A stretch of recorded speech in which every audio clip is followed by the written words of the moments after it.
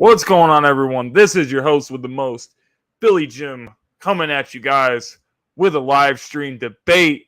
I got PR52 that's going to be on here, the man that beats up foxes for fun. So, PETA, if you're watching, I think you guys need to do something about this guy.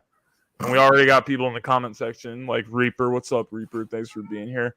So, the topic of our debate tonight is going to be jersey retirement and around a particular player, Mr. Randall Cunningham, which is why I'm wearing the number 12 jersey for that.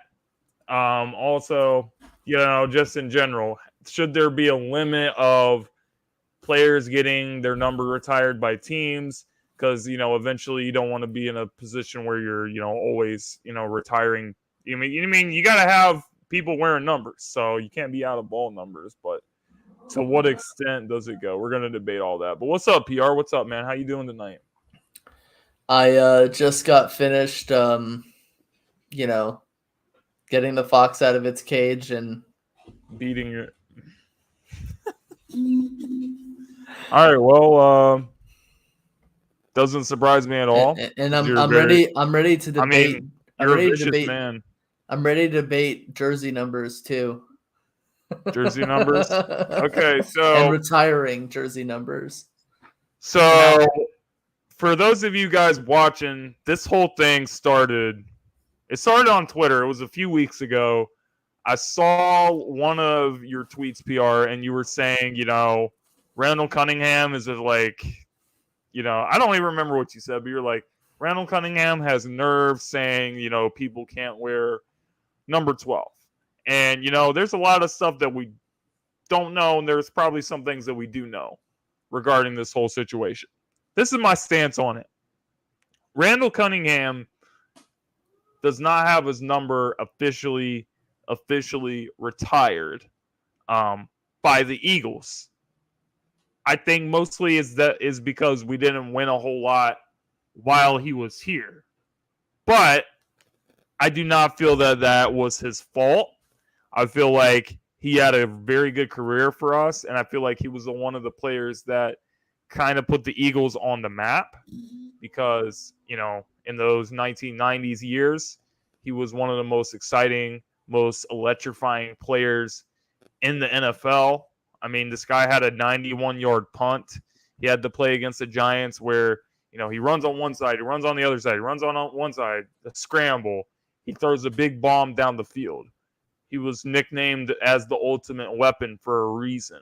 And I think that being coached by a guy like Buddy Ryan, who was a defensive coach, really held him back from his potential where he really could have been as a player. So he's never able to reach it.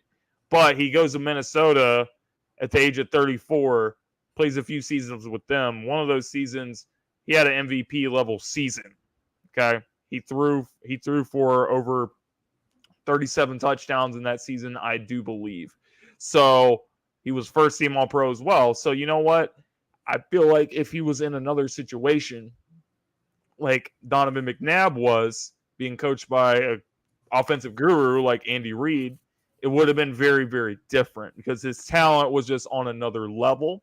So I do feel that Randall deserves that respect by the Philadelphia Eagles, and I feel like the Philadelphia Eagles give it to him, and that is why they have not allowed another player to wear number 12 since he has been gone from the franchise for a very, very long time now. And I don't feel like it's going to change anytime soon, and I don't feel like it should.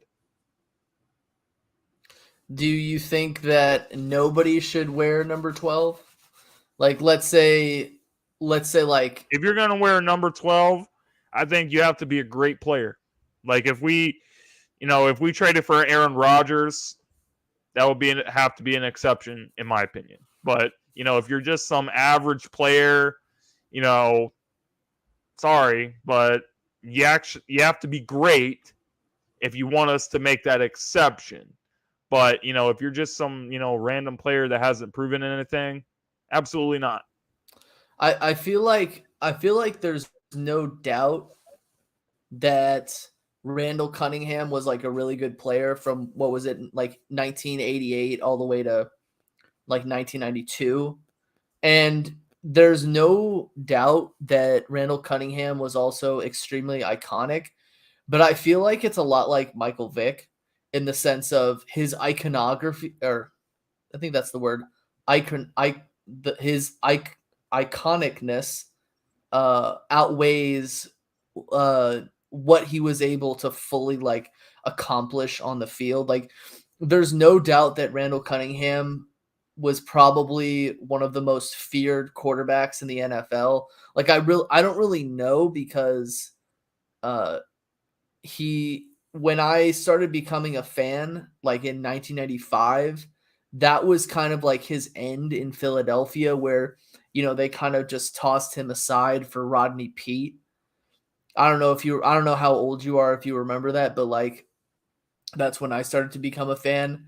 And obviously, like, his jersey is iconic as well, much like Michael Vick's jersey. Like, a lot of players who started playing quarterback, like in our generation, obviously a lot of them like looked at like, I'm sure like Cam Newton was a huge fan of Randall Cunningham. I'm sure that like he was an inspiration to a lot of those type of a guys that has that mobile quarterback a style. lot of dual threat quarterbacks. But if you look at like the statistical like readout, he did win a lot of, obviously, like, we were a playoff team every year from 1987 all the way to like 1990 with Randall Cunningham. And what was it, 91? He injured himself in week 1 against the Packers.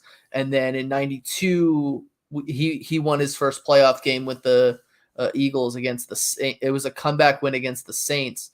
But the way that I like look at it, like, I don't consider Randall Cunningham to be at the time as amazing as like a Dan Marino or a Jim Kelly or a Steve Young or a Joe Montana. Obviously, like I think we could both agree and admit that maybe he wasn't, but Donovan McNabb was not as good as Tom Brady or Drew Brees or Aaron Rodgers or anyone like that either. I think Donovan McNabb gets the more positive. I don't know about the fans. Like, I know that you're not a huge McNabb fan. I used to be a huge McNabb fan, and then obviously Nick Foles was my favorite quarterback afterwards, like when he came to the Eagles. But like, McNabb had that thing where he played on the team for like 11 seasons or something like that. He played, like 10 seasons. He played from 99 to 09. So like, he had more longevity in the sense that like he quote unquote won more games with the team. Like, Randall, I feel like if you he also played on better teams. I mean, I would argue that he had better coaching than what Donovan had. Andy Reid versus Buddy Ryan. I would also argue that the defenses were not as far away as people might think. Yes, we had Reggie White and Jerome Brown and like those guys, but the Philadelphia Eagles in the 2000s also had like a lot of great defenses. I feel like they had good defenses too, but they didn't have as iconic of players. You know what I'm saying? Like, if you were not, I think Dawkins is probably on the same level as Reggie White. No, I would agree. But if you would go ahead and you were not a fan of the Eagles, let's say you were like a fan of like the Seattle Seahawks, right? And you looked at the 2000 from the team from 2000 to 2005, right? Mm-hmm. Outside of Dawkins, I don't know if you'd be able to name a single defensive player on the team. I just don't think you would. Like, sure, we had Bobby Taylor, Troy Vincent, Jeremiah Trotter. I think we had like Levon Kirkland one year, Javon Curse for 3.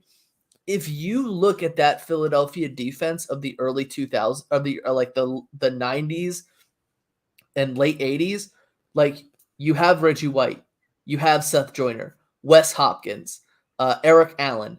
um, who you had Jerome Brown, you had Mike Golick, right? I Right. feel like there's more star power on that team. I also think that Buddy Ryan was I'm not sure if he was a better defensive coach, but I just feel like we had more talent. You know what I'm saying? I felt like those He didn't late understand 80s, offense early at 90s. all. What? It's just the fact that he really, really didn't understand offense, Oh, and there no, was he didn't. nobody on the team that was putting Randall in the best position to be successful. There was But a lot of heroics with Randall. There wasn't like, yeah. drawing up plays to get him doing what he does best, which I feel Andy Reid would have done for him. But also understand that like half of his time in Philadelphia, Buddy Ryan wasn't even his coach. Like from what was it, 91 all the way to 95. It was what's his face? Somebody give it to me. Somebody, I'm not gonna look it up. It was Kotite. We had Kotite was our coach, right? It was But terrible. he was He was Chip, terrible. he was Chip Kelly before Chip Kelly. No, because Rich Kotite won a playoff game and Chip Kelly never won a playoff game. He The was thing a about coach that came from college. He was terrible in the NFL. no, Like he had no he idea was what he was terrible. doing. He was terrible with the Jets, but also understand the year we didn't have Randall Cunningham, the team went 10-6 with what was it, Bubby Brister and Jim McMahon. And this isn't like 85 Bears Jim McMahon. This is like severe backup quarterback Jim McMahon.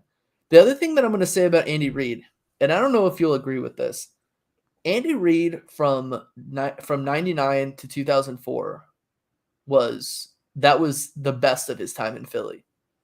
After that, from 2005 all the way to 2012, it wasn't the same Andy Reid at all. Like, Well, I mean, there's a reason why we were going to the NFC Championship game almost every year. And you can't come out and say, "Oh, it's because Donovan McNabb didn't get his money yet." But I believe Donovan McNabb had gotten his money in the 2004 season. I don't know if you look at his contract, but the fact of the matter is that we were underperforming almost every season after that. Like Andy Reid, like we couldn't draft defense to save our lives. The draft from 2006 all the way to 2011 were sounds like a trash. Joe Banner problem, not an Andy Reid problem. But Andy Reid was the GM. Okay. Banner was only the he was only It the wasn't vice a president. collaborative between the two Well, of them. I'm sure it was collaborative, but unlike any other Eagles coach outside of Chip Kelly, Andy Reid had the GM position until 2010, where I believe it was Howie Roseman. But I do have knowledge. People have told me that Andy Reid was still more involved with drafting than Howie Roseman was at the time. But I obviously I don't have any real evidence to back that up. But the fact of the matter is that I just feel like when it all comes down to it, obviously certain people will see Donovan McNabb as being a better quarterback despite his skills not being more limited than Randall Cunningham. Obviously other people will disagree. It's whatever you think. Yeah, But I I will completely say disagree. I will say this. 1998 Randall Cunningham was better than Donovan McNabb ever was in Philly. Exactly. Yes, he did have Chris Carter. Yes, he did have Randy Moss, like one of the best wide receiver tandems in NFL history. And obviously, they probably would have won the Super Bowl. The 1998-1999 Super Bowl had what was it? Morton Anderson made that field goal. They would have won the Super Bowl. There's no doubt in my mind. They just had way too much firepower. And Yeah. it really was a Minnesota Vikings thing to not win in the NFC Championship game. But Yeah. going back to like the original point of what I was like what we're gonna talk about. Mhm. Obviously like jersey numbers and whether whether you should retire jersey numbers or how many jersey numbers should be retired. Like I'll say this, if Randall Cunningham, if number 12, right, gets retired, you would have to retire number 25 for Tommy McDonald. He's a Hall of Famer. You would have to retire Tommy Thompson, who is number 11. He was obviously the first quarterback to lead the Philadelphia Eagles to their first championship. Okay, my bad. It was Gary Anderson, not Morton. Yeah, Morton Anderson was with One of them. Atlanta. Which Anderson has an E at the E instead of an O? I always forget. It like they both played in the same game. What was it? Morton Anderson was the kicker for the Falcons. Gary Anderson was the kicker for the Vikings. So it always confuses me. You would have to retire those two. I feel like you would also have to retire 21, which was Eric Allen or Bobby Taylor. You would have to retire 23 for Troy Vincent. I would feel like you'd have to retire 36 for Brian Westbrook. Would you So not think that? Is this just based off your opinion, or like what's It's based off of argument behind just because they're Hall of Famers, or what well, they did not with the only Eagles? Hall of Famers, but I feel like had more impact on the Eagles' success than Randall Cunningham did. Like I feel like Brian Westbrook personally had more of an impact on the team than Randall Cunningham did on a personal level. Like sure, like Randall Cunningham was a guy everybody feared every single week. But Brian Westbrook, teams be like, where's Waldo? Right? Like teams would have to game plan for Brian Westbrook because Brian Westbrook wasn't just your average running back. He was like, I would say he was very close to being like Marshall Faulk, but he wasn't Marshall Faulk. You know what I'm saying? Like Right, I he feel like wasn't as Brian good. Westbrook was He's still a good player, but a poor man's Marshall Faulk. But I feel like you'd have to put him in too. But here's the thing. Here's the thing. Like, and I love Westbrook. But LaShawn broke all his records after he came along. So LaShawn is our all-time leading rusher. So if you're saying that Westbrook had that much of an impact on the team, you also have to say LaShawn had as much or more of an impact on the team. Yeah, I mean, Joey? sure, but obviously 25 would already be retired with Tommy McDonald. So it right. So I mean, this just kind of sounds like a big mess because we're going to end up retiring the whole team. Exactly. Like we can't. I don't think we can do that. No, exactly. That's why I'm not a big fan of like retiring players. Obviously, I don't know if I said this before, but I would only have retired three jerseys. There's only three Which jerseys. 60, which is already retired. Bednarik. Okay. And I'll give you that one. Obviously number 99. I mean, Jerome Brown, obviously he died. Like the guy literally died. He was like, a great player too. It was very tragic what happened to him, but if that hadn't have happened to him, the trajectory of his career, he would have had a great career. Oh yeah. But I feel like the dude dying in what was his like fourth season. It was kind of like a Sean Taylor situation. Yeah. Very similar. And then you would have to do 92. You have to. So no 20s. Like Reggie White. Like I love Bednarik, but Reggie White is the best. He's the best player of our franchise. The best player to ever wear an Eagles jersey. Easily. 92. It's not even close. But the thing is, like, we also have 44 retired, 42 retired. Like, there's a lot of numbers that are retired. Like, I think we have like 9. But like, this might offend people. Who really remembers like Pete Retzlaff? Like what? Not a lot of people. Like go up to an Eagles fan and ask them who was Pete Retzlaff? Who was Pete Pihos? Like ask them. Like I wouldn't be offended if someone was like, no, I don't know who those fools are. I wouldn't care about that. No. I don't think McNabb's jersey deserves to be retired personally. Like, I love McNabb, but he's not a Hall of Famer. So this is a list of retired jerseys. Donovan McNabb, number 5, obviously. Steve Van Buren, Brian Dawkins, Tom Brookshire, Pete Reltzeff, Chuck Benderek, like you said, Al Witzert, Reggie White, and Jerome Brown. So I mean, if you're just looking at this list, I thought Pihos was retired too. He wasn't. Apparently not.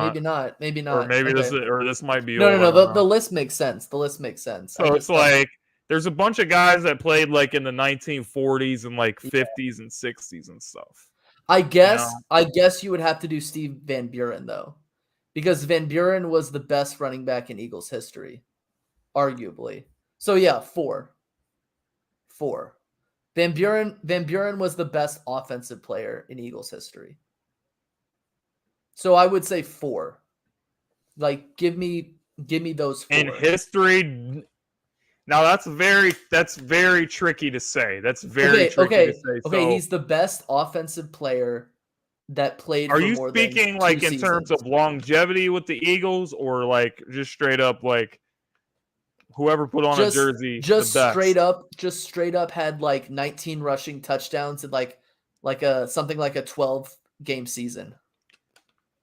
Oh yeah, he was dominant. Yeah, I mean, it was a different era, but he was dominant in his era, so you gotta respect it. I mean, obviously you would have to say Terrell Owens. Like, I'm not a huge Terrell Owens fan. It's very tricky how you define it. That's what I was just trying to say. Because if we go ahead, Steve Van Buren, he played for like something like. He played from 44 to 51. And he had a season. Okay, so his best season was 15 touchdowns in 12 games. If you're a great enough player, I think you deserve to have your jersey retired. If you're a great enough player. Okay, so let me then ask you a question. But there's certain players that don't fit the criteria of being on that level and getting like a whole ceremony and all that type of stuff. And that's where numbers being unofficially retired comes into play, such as Nick Foles.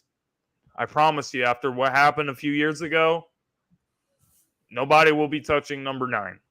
Nobody will be touching that number unless Nick approves it, and I don't think it's going to happen. I'm a huge Nick Foles fan, but I don't.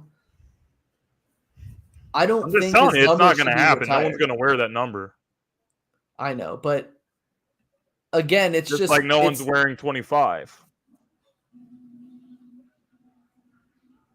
When was the last time someone wore 25 after Shady McCoy? It hasn't happened. They didn't. But my problem is with that.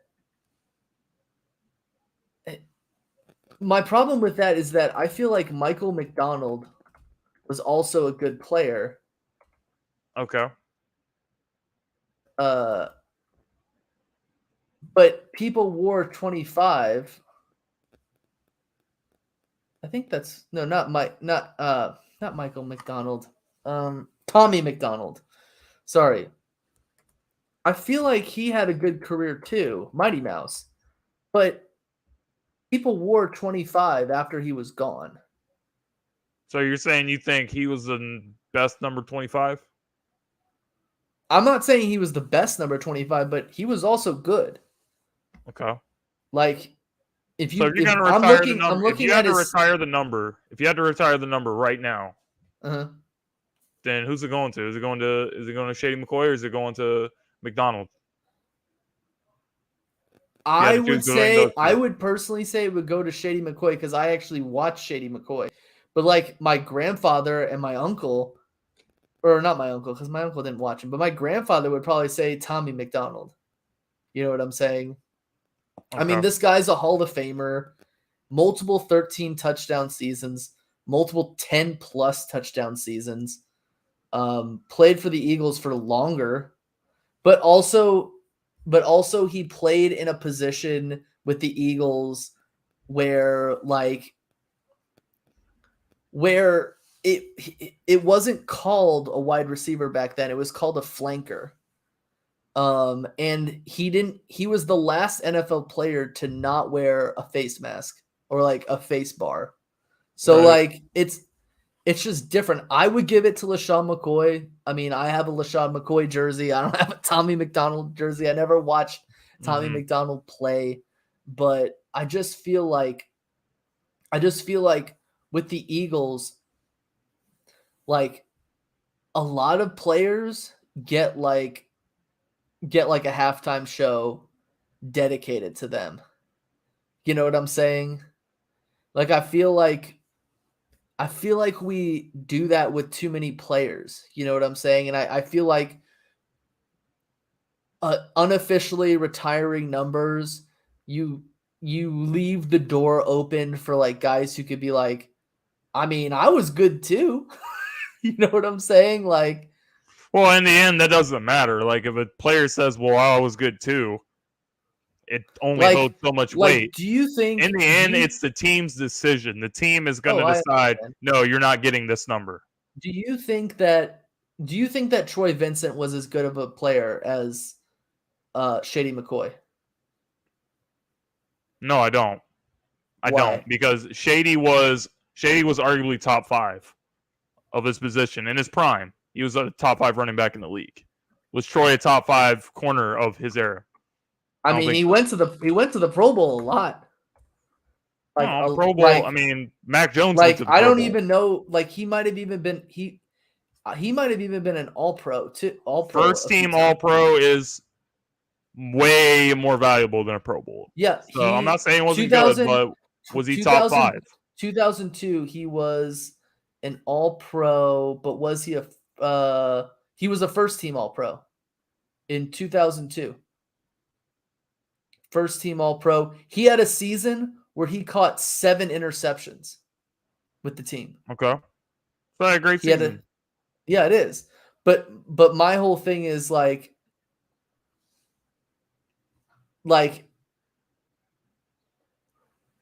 I would say that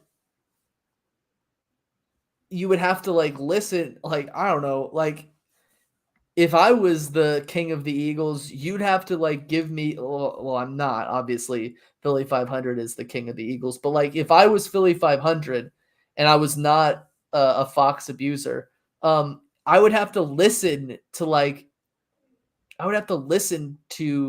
an argument for that. And if someone gave the argument that I just gave, I'd be like, well, why isn't Troy Vincent's number retired?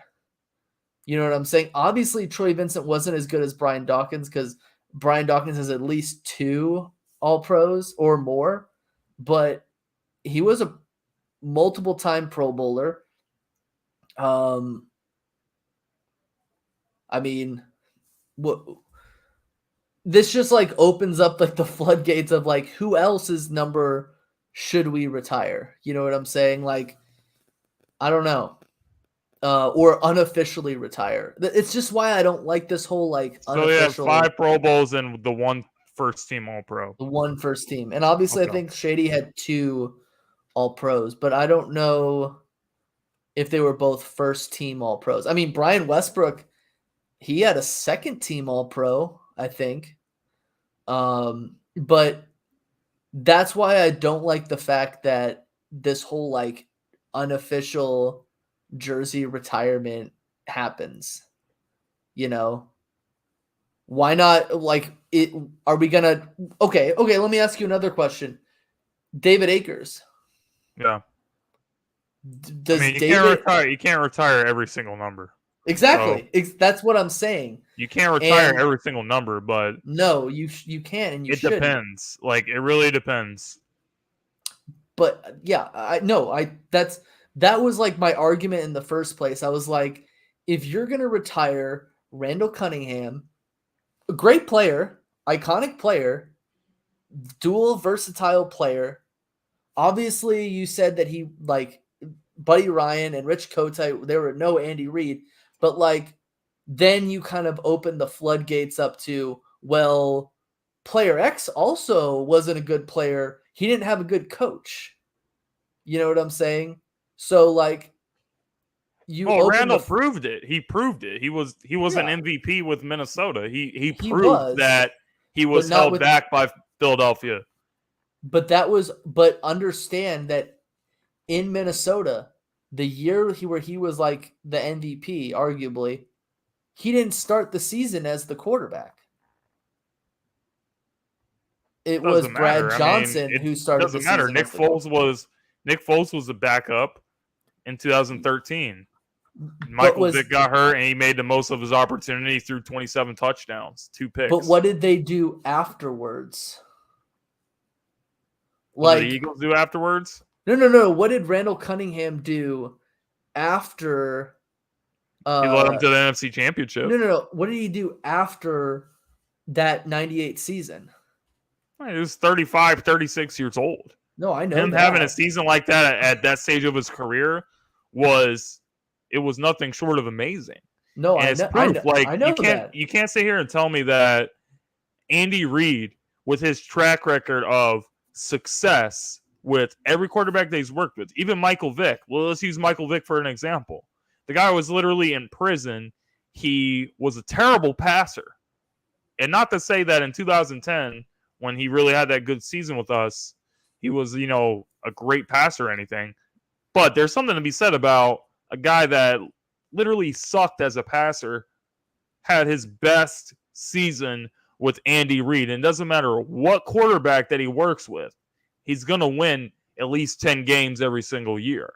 And from a talent perspective, Randall is far above McNabb. So what we've seen with Andy Reid doing with Mahomes, I think that Andy Reid could have done that with Randall Cunningham. I absolutely believe that. What's going on, boys for life? Every quarterback he worked with. Pretty much. Yeah.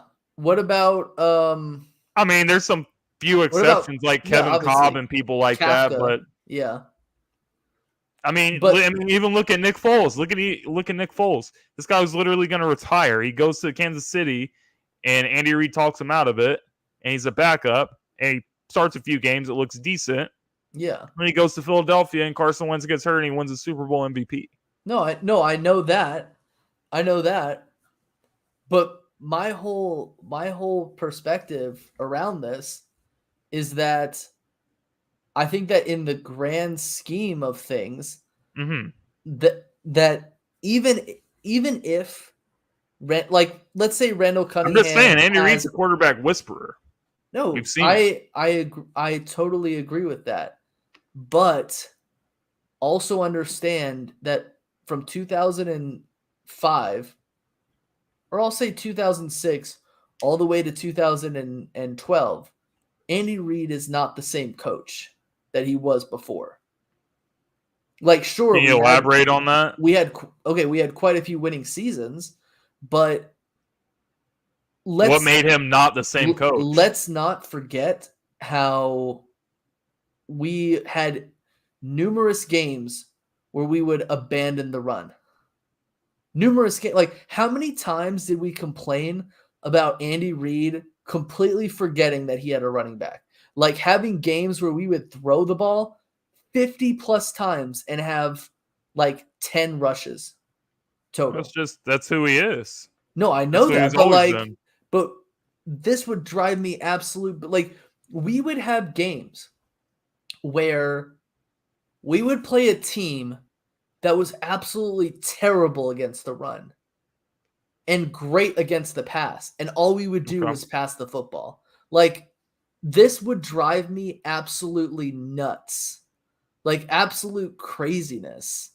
And the fact that we ended up with like a 4-12 season one year. Sure, it was because of injuries, but like, I feel like Andy Reid in those last years, we had talent on those teams, but he did not maximize that talent. Like he became absolutely putrid. McNabb is not the type of quarterback that's gonna win with throwing 50 times. Oh, I think Randall there's can be a quarterback that wins. There's barely any quarterbacks that will succeed, but that all has to do with the coach.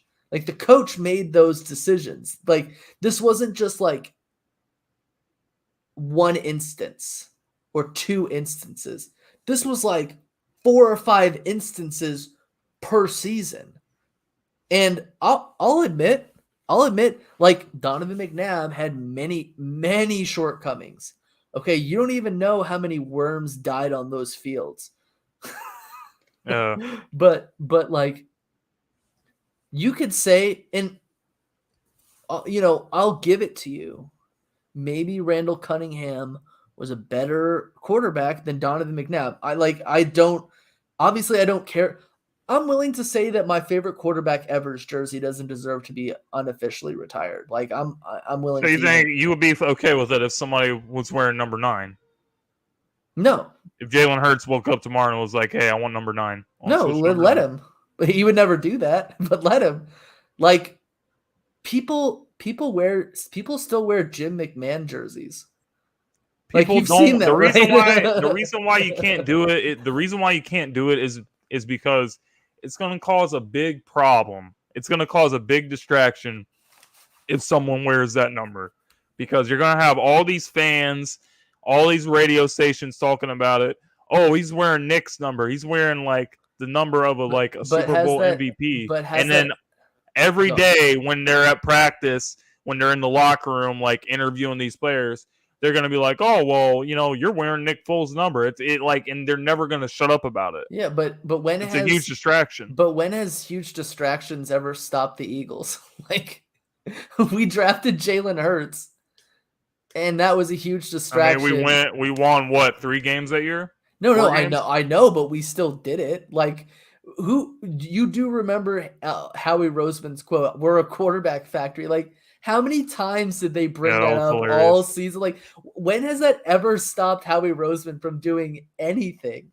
But like, my whole thing is like, I feel like obviously Nick Foles is a legend. Obviously Randall Cunningham is a legend. Obviously LaShawn McCoy are legends, but they're not the greatest of all time on this team. You know what I'm saying? Like, they're not Reggie White. They're not Chuck Bednarik. Like, sure, like the iconic image of like Nick Foles catching that pass in the end zone is iconic, but like, so is the iconography of Chuck Bednarik with his crooked ass pinky about like looking like he was going to beat the living heck out of Frank Gifford, right? Like, Giants fans remember that. You turn on NFL Network, top 10. What is like the most iconic picture in Eagles history? It's this like 260-pound man with his crooked pinky, like looking like he was going to slug a wide receiver on the ground. So it's like, I don't think that Randall Cunningham, Carson Wentz is getting his jersey. Is that why they just gave it to AJ Brown? With the Washington, I think the Colts just retired his. I think they retired him along with his jersey number. No one will ever wear number 2. There's certain numbers that should be retired for another reason, though. Like, or what? Cursed number. Like, yeah, anytime somebody number wears 13. this number, like something shitty happens. So like the Colts, they might be like, yeah, we ain't giving out number 2 for a while. Here's why I don't. Okay. Let me talk about why number 11 should be retired. Like, no one should ever wear that number again. Okay. Let's look at the players on this team who have worn number 11 in the last like 20 years, right? Mm-hmm. Carson Wentz, obviously, like, I mean, he did have a good season, though. Like, I like Carson Wentz, but like, I don't know if I'll ever be able to watch video of Carson Wentz without getting insanely jealous. Okay, of the fact that like he didn't work out, right? Josh Huff. Yikes. Josh Huff, like, like, I'll never forget. I know he wore number 13 too, but Puff. I also think number 13 should be retired as well. And I just think that, with the fact, like, I remember the first big play of his career was like a deep pass from Foles to him, and he had the ball at like the 5-yard line, and then he fumbled it. And then obviously no one can ever forget how he left. Like, he had 2 really good kick returns, I'll admit that, but him leaving the team by having a car filled with marijuana and a loaded pistol. Hashtag Josh Puff. And his response was, I'm from he said something like, I'm from Houston. I always carry, or something like that. And it was like an illegal firearm. Who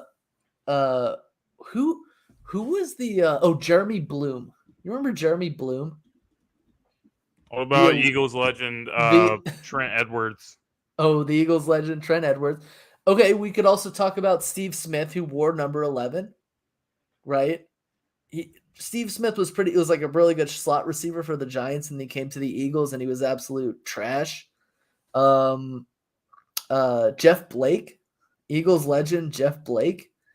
I just think the number 11 should just like go. Like, never give out that number, never give out number 13.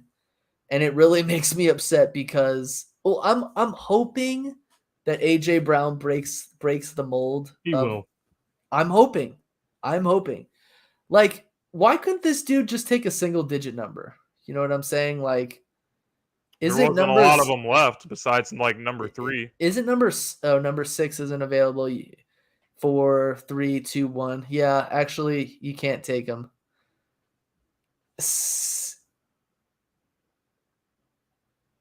Jeff Blake's a legend. Jeff Blake, Eagles legend. He threw a touchdown to Freddie Mitchell one time.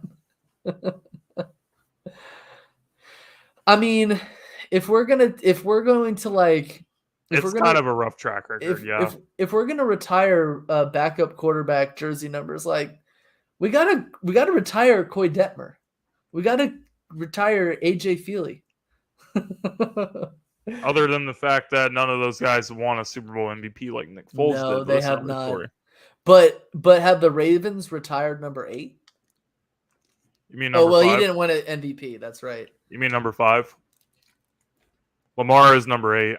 No, I know, but so was Trent Dilfer. Who can ever was not a Super Bowl MVP though. No, but he did win a Super Bowl. My bad. Flacco won a Super Bowl MVP though. Did the Redskins retire number 17? I don't think so. No, they haven't. But that's just the Redskins. They or the Commanders. The Commanders. They honestly, like, I don't know. I'm not gonna say this because I don't want to jinx it. But like, don't say it then. I'm not gonna say it. What I am gonna say is that, like, I know that if Daniel Snyder was forced to sell the team, then I know that all Commanders or Redskins or Washington fans would be insanely excited. But alas, that has not happened. Or none of those guys even want a playoff game. Yeah, it's a joke, man. It's just sarcasm. It's just a joke. It's literally sarcasm. Well, Coy Detmer won a playoff game as a place kick holder. Yikes. Best place kick holder in Eagles history. So this debate went from like jersey retirement to like a bunch of different debates. One thing I'll say, because I pulled up this article. We talked about this. About how when Steve Smith came to the Eagles in 2011, he wore number 12 with the Giants, and he wanted that number 12 jersey. Yeah. Randall Cunningham's and we just, this is what I was kind of laughing about. You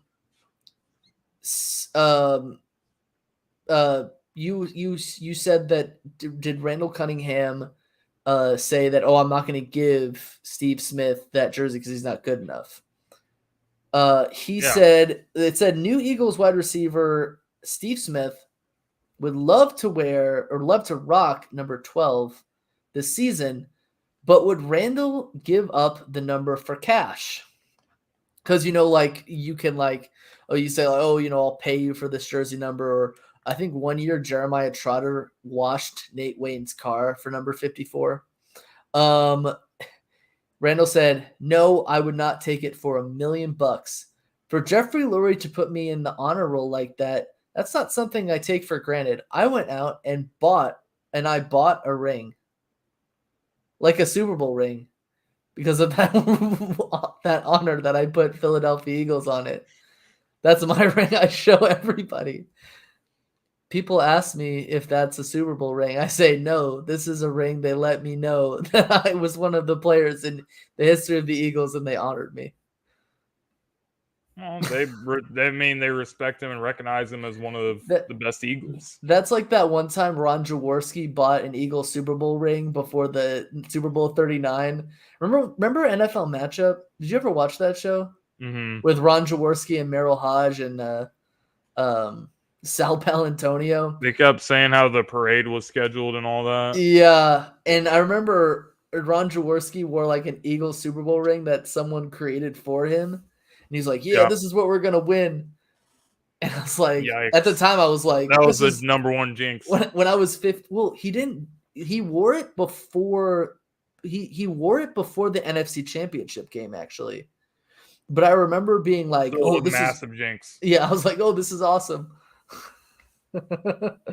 So John Mooney he's a Commanders fan, and he wants to know how do you think Carson Wentz is going to do with Washington? I don't think it's a terrible situation for him. I think he's got weapons around him.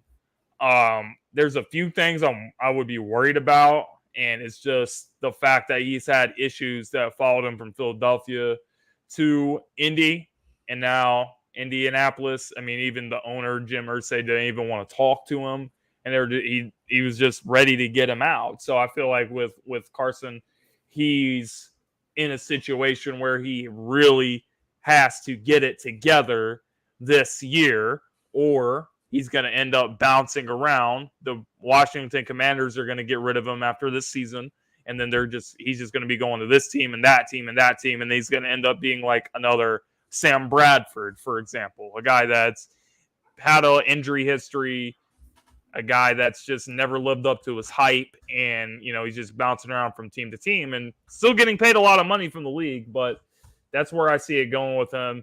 This is a make or break season for Wentz. What do you think their Sam Howell is going to do? Because they were like, he could start, and I was like, really? He's not going to start. No, he's not going to start. Carson Wentz is making way too much money, so he's just going to be like a young developmental guy.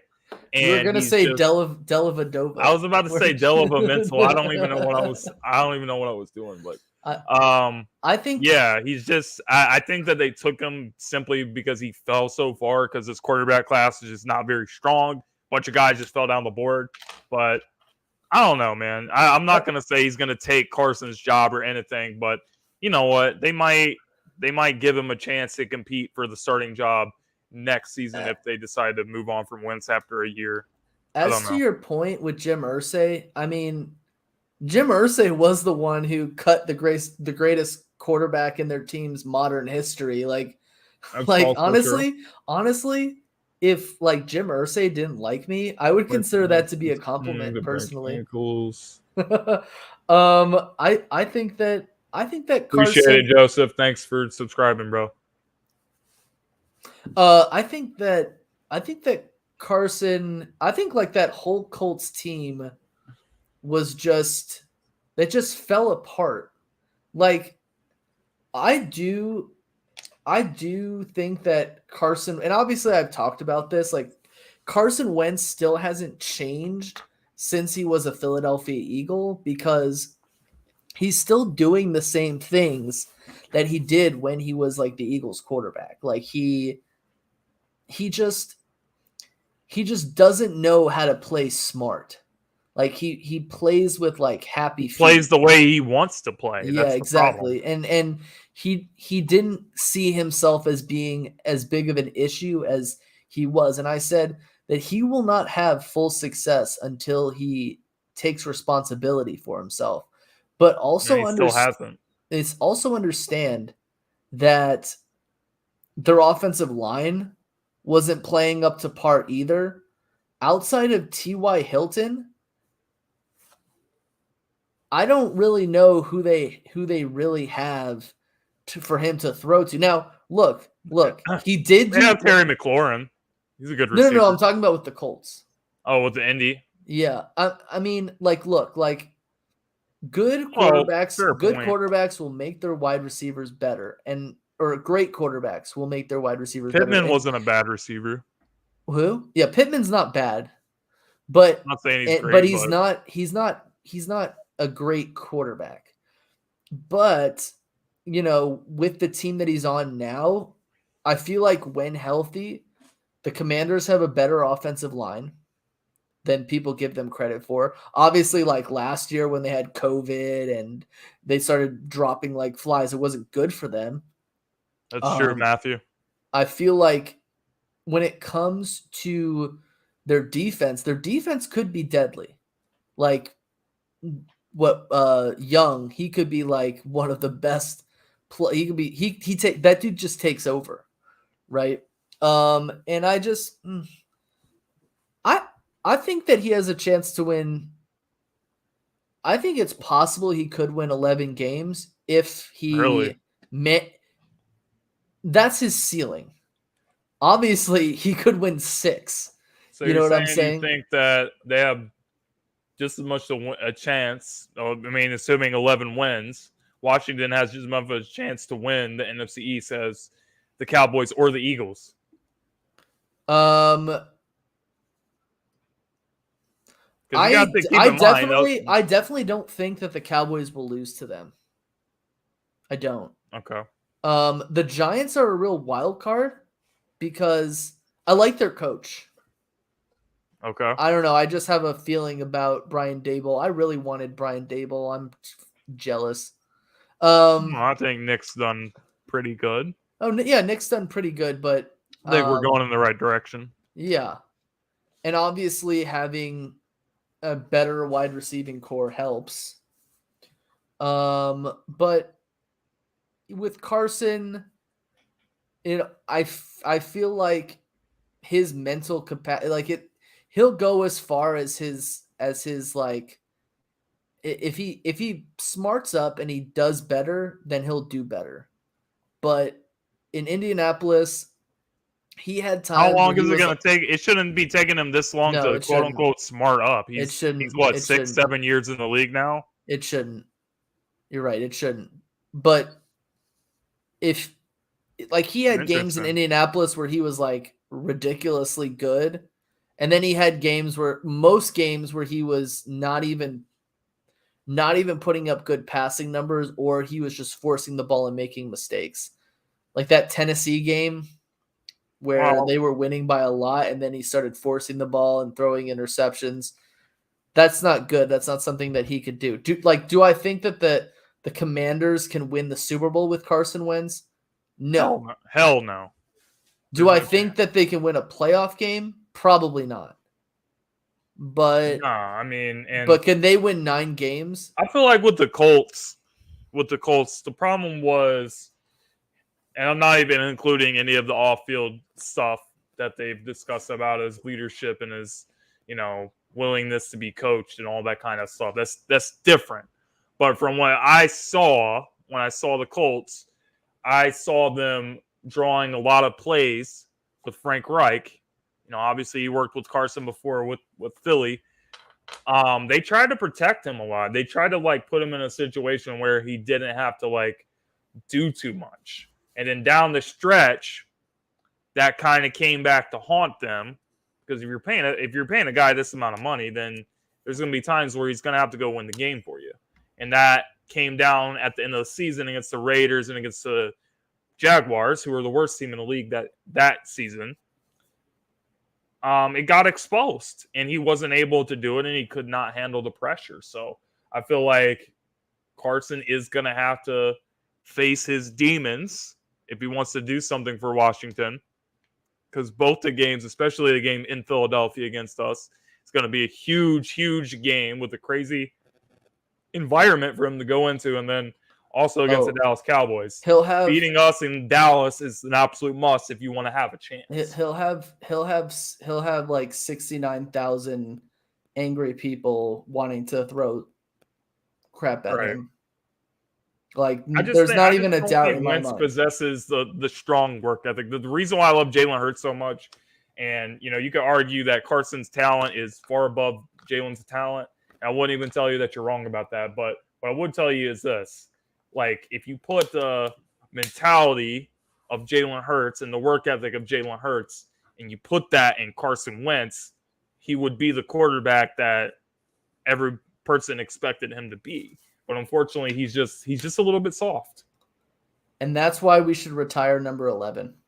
I'm a Chargers fan. Do you guys think we can make some noise this year? I definitely think you guys can make some noise this season. If you guys, you guys made a bunch of moves on defense and everything. So the AFC West is definitely on notice.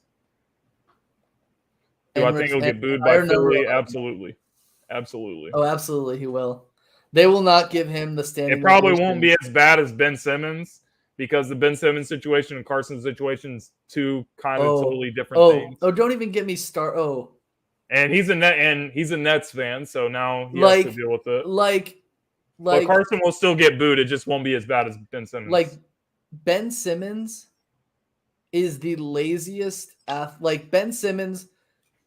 Oh, hey guys, we're down by 20. Ben Simmons, help us out. Oh, my back. Did you see that Skip Bayless tweet that he liked or retweeted about how Harden disappeared? The Phillies gonna regret trading for Ben Simmons or trading Ben Simmons. I was like, hey, then it's gonna make them look silly or whatever. I was like, hey, idiot, you disappeared all season. Chris Angel made you disappear. Was he was going 13-3 and then getting injured, fucked him up mentally. End of discussion. And he's just another quarterback now. Can we stop talking about him? Jalen's our guy. I agree. I mean, I think it's time to move on. But with Carson being in the division, like, everyone's going to keep talking. I think it's time to retire number 11. It's a cursed number, but I don't know. I think AJ Brown's going to reverse the curse. I have no ill will towards Carson. Here's what I don't like. I don't like the fact that wide receivers these days are not picking numbers in the 80s. The Mavs are up by 92-50, so they're up by like 42 points. Are you serious? Dead serious. Looks like the Mavs are going to the Western Conference Finals, guys. Jeez. But we're about to wrap up the stream. Appreciate everyone that came in here. Matthew Walsh, all the new guys. You guys are new. Make sure you subscribe to the channel. Subscribe to PR52's channel. Host of the Throwing Snowballs Podcast. Definitely some interesting stuff going on with that. And the Abusing Fox channel. Yeah, it's a Fox abuser. Only real people that's been around for a while knows the story behind that. So I'm just gonna leave the thumbnail up, and you guys can go check out the thumbnail after our stream's done. And you guys will know what joke we're trying to make. We'll have to. Subscribing there, Eagles fan. Appreciate it, man. Division rivals welcome here. For the third one we just have to do one about the whole story. I was gonna ask you because I think that you would be the perfect person. I want to have a live stream kind of similar to this, this format, but not necessarily a debate, more of a discussion. Mm-hmm. Because ever since Asante Samuel and short of Darius Slay, there's been a lot of bad corners on the Philadelphia Eagles. So I've always wanted to do a YouTube video of ranking the top 10 worst Eagles cornerbacks of all time. Maybe next time when we get together, we will do that. And then we gotta preface it about why I'm a Fox abuser, because some people don't know. Okay, guys. So I'm just gonna tell the story for the new people before we get off. Leave you guys with something funny, something to laugh at. So a few years ago, I think it was 3 or 4 years ago, there was this young fella who was a Buffalo Bills video maker his name was Fox87. Not sure how old he was, but he was not an adult. He was, I want to say he was like a teenager or a kid or something.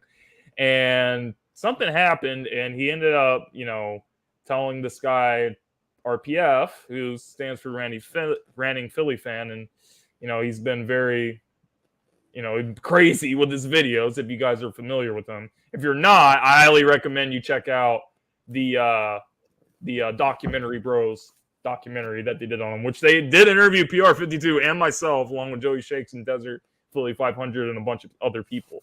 But basically, he freaked out and he told RPF that this gentleman beside me threatened to beat up a little kid named Fox. So then, there became this huge big thing about it. And RPF, he ended up threatening him and saying, a bunch of crazy stuff about his family. It just got like completely out of hand. But yeah, this man is the least likely person, I would say, to beat anyone up, let alone like a little kid or something. Like, let's face it. This guy's not going to fight anymore. And you have to end it off with the fact that Phillies champ guy thought that those documentary bros were working for the CIA. That's hilarious. Nah, man, Like, I think they actually did a really good job, though. I can't wait for part 2. Yeah, they're still apparently working on it. One, y'all hear we already losing to or moved the Raiders to St. Louis. Wow, that's crazy. Reaper knows exactly what we're talking about because he's definitely been like a long-time subscriber. But appreciate you, PR52. Appreciate everyone that was in the stream tonight. We are going to be signing off, and we'll see you guys next time, all right? Go Birds, go Eagles.